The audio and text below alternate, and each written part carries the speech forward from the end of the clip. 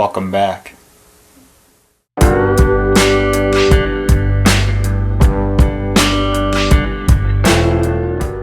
Season 2. It's hard to believe it's only been a few months since the Evan Williams season finale. Hopefully you've been tuning in to Minnesota Monday in the meantime, and if you're new here, let's get you caught up. Here at The Other Bourbon, we're reviewing and ranking the everyday available bourbons so you don't have to.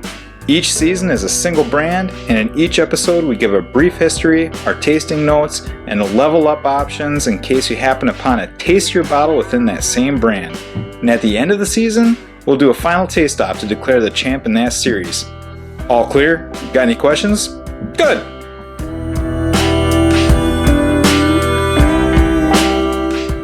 And here we are, Season 2. And what kind of a bourbon show would we be if we didn't explore more of the rich history of America's spirit? In Season 1, we discovered the hidden treasures of Evan Williams, who opened America's first distillery in 1783. Our next pioneer in bourbon goes back much further, but we're going to head to 1935 first, when T. Jeremiah renamed the family-run distillery after his dad, Colonel James Beauregard.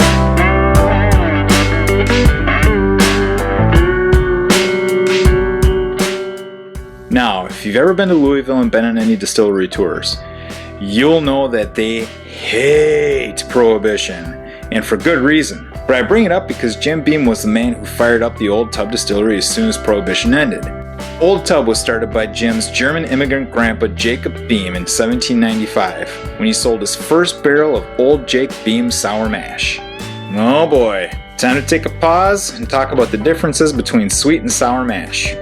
Sour mash means portions of a previous batch have been used in the current batch. Sweet mash is just the opposite, a fresh batch with fresh yeast.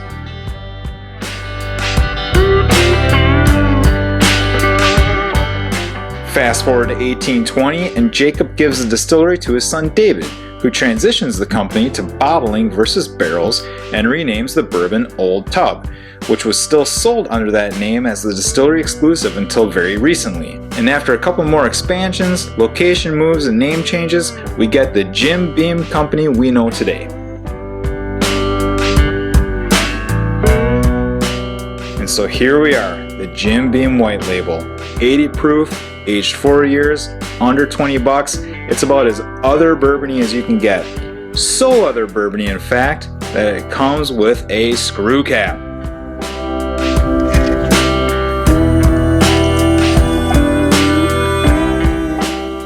On the nose, it's just oak and peanut shells. For taste, peanut shells to the max. Dirty and earthy. Mystery Taster had it with ice, and he said it tasted like sweetened vanilla and peanuts.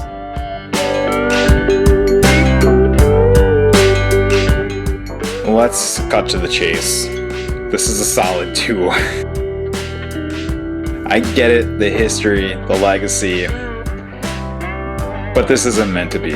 Again, if you're not familiar with the scoring system, you can check the video out. A 2 doesn't mean don't buy it. It just means, well,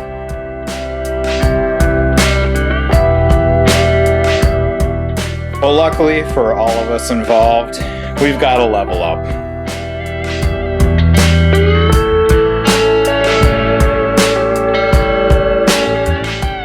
Jim Beam Single Barrel.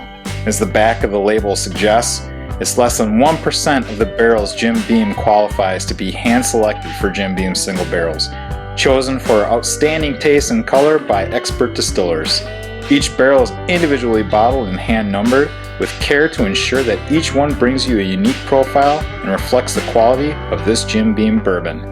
And just to prove a point, this bad boy comes with a cork. A tight cork. For the nose, I'm getting absinthe, black licorice, hardly any nut or oak, but a lot of that Blue Monster energy drink. For the taste, it's a little delicate, doesn't quite live up to the complexity of the nose. Mystery Taster had this neat, and he said it had mild fruitiness and was smooth.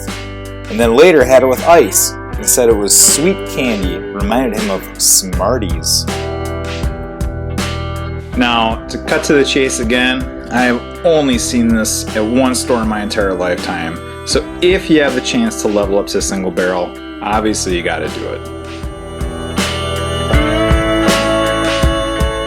So, Season 2 has begun. What do you think of Jim Beam White Label? So here I am, just getting done filming the episode.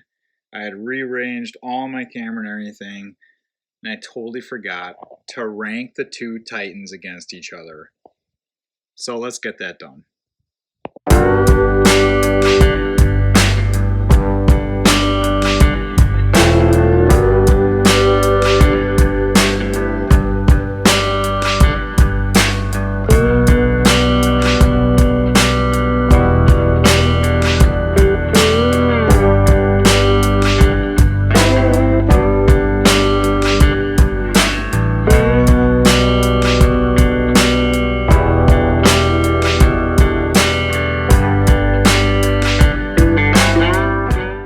Which one wins?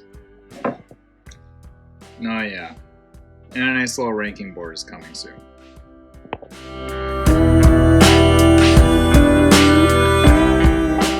So, Season 2 has begun. What do you think of Jim Beam White Label? Do you agree with me? Disagree with me?